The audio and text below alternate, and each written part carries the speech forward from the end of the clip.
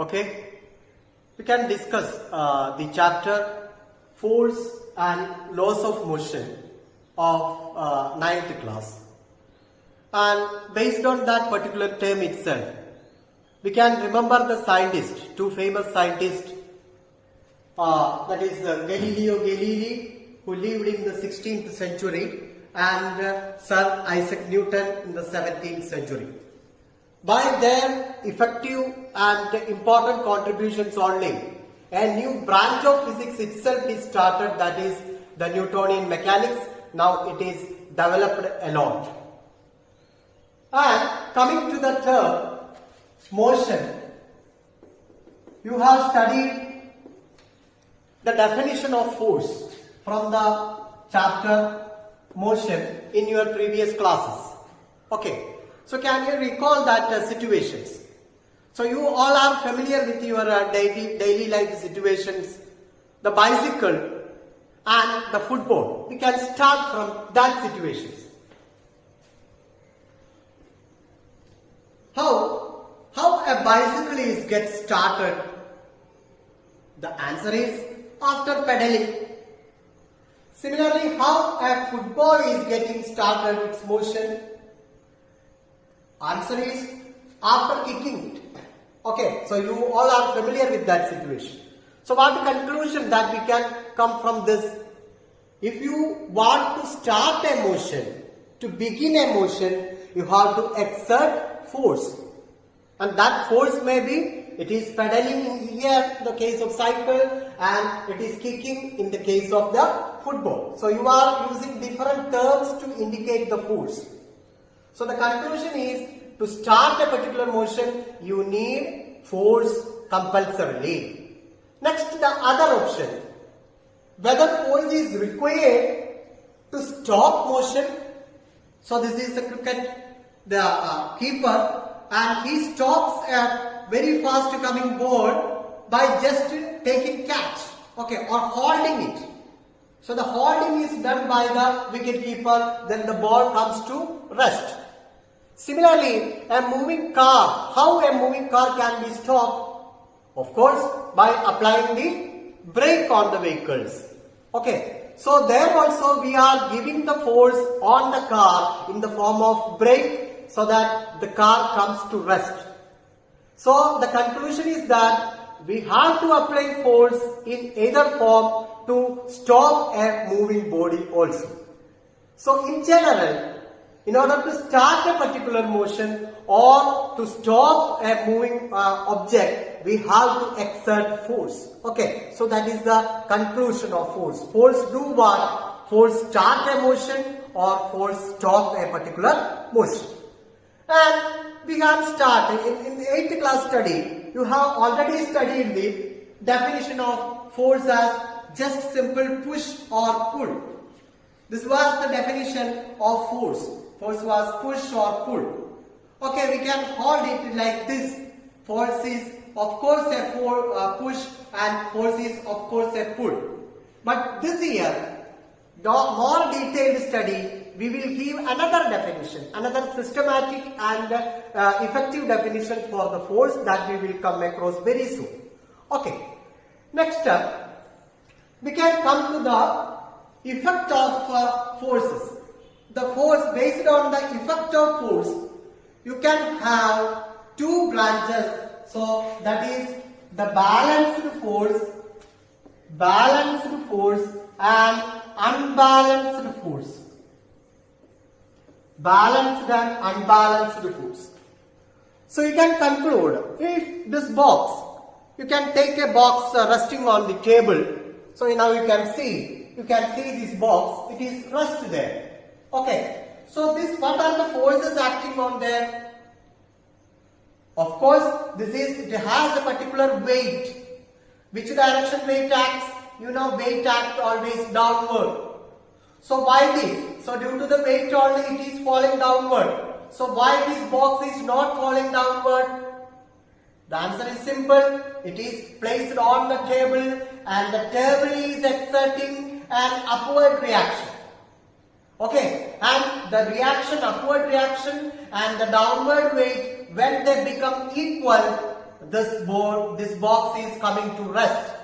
So that is the situation here. Two forces are acting here. Two forces are acting here on the box. So one is its weight, that is weight acting downward, it is the mg, and the other one is the reaction exerted by the table on the box. Okay, so when these two becomes equal, okay, mg becomes equal to reaction, but in opposite direction they cancel each other. Okay, so the total force becomes equal to 0.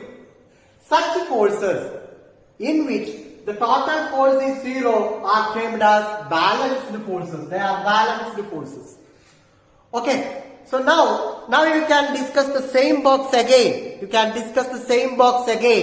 And if you are giving more force in the upward direction, what happens? The body is moving upward. Okay, so the reaction here is more. So it will not cancel each other. The body will move in the direction of the resultant force. So if these two cases, if the mg is not equal to reaction, okay, then there will be a net force. Okay, total force not equal to 0, there will be a net force and the body begins to move or exert change of momentum in the direction of that net force. So the forces acting there at that instant are termed as unbalanced forces. Okay, so that is the conclusions. Balanced forces and unbalanced forces. The key point is the net force remains called 0 in balanced forces and body cannot change its state of rest or motion. Okay, unbalanced force, total force, there will be a non-zero total force and the body will change or tend to change the state of rest or uniform motion. Okay, so that is about the balanced and unbalanced forces. Okay, now we can come into another important topic that is termed as inertia. Okay, inertia. So this is the new term that you are studying in the 9th class. So what is meant by inertia? So it's a literary term itself explained. It is an your teacher will ask you. You have a lot of inertia to study. So that means you are not at all studying. Okay, so that means not ready to change. That state is termed as inertia. Okay, so every material, the box, you can see the box once again. The box remains here. Though it remains here unless I am giving a force, a particular non-zero force. Otherwise it remains there. This box wants to move by itself. It is not at all possible. Similarly, a moving car cannot stop by itself even if we are not at all applying a brake on it. Okay, so this inability of the body, the property of matter which resists change of the state of motion or rest.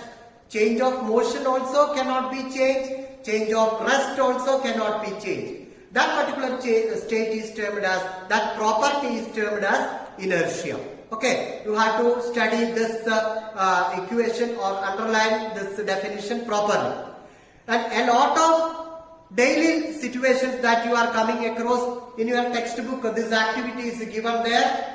If you are flicking a cardboard piece, the cardboard piece alone will fly off where the coin placed is falls downward because it was at rest and it will try to at rest even after the movement of the cardboard. It will try to rest, that is why it comes down. Okay, similarly a pile of books, from a pile of books you can remove a particular one, you can etch out a particular one without scattering these pile as a whole. Okay, so that is also due to the inertia. A passenger, when he is sitting in a standing or sitting in a bus, when the driver applies a brake suddenly, what happens? He will lean forward. Okay, he will lean forward because of the state of inertia. Okay, you can explain that situations in detail later on. Okay, so next topic. Here comes the definition of force in the more precise manner. Okay, so you have already studied it as the push or pull. Now it is force is that external agent which changes or tend to change the state of inertia. Okay, so force is basically the thing which changes the inertia. When we are kicking, the football moves. It changes the state of rest. Therefore, kick is a force. When we are applying brake, the moving bus changes its motional inertia and comes to rest. That is why it is a force. Okay, but the change, whether the change is compulsory, I am pushing this wall or board. I am pushing it with great force. Is there any change of inertia? Whether the ball is moving, whether the board is changing? No. Okay. Why? My applied force is not sufficient. Okay. The ball was trying to move, but its inertia, its mass is so high, that is why it is not moving. Instead of me, if a bulldozer comes or crane comes and it displaces, it easily will get collapsed.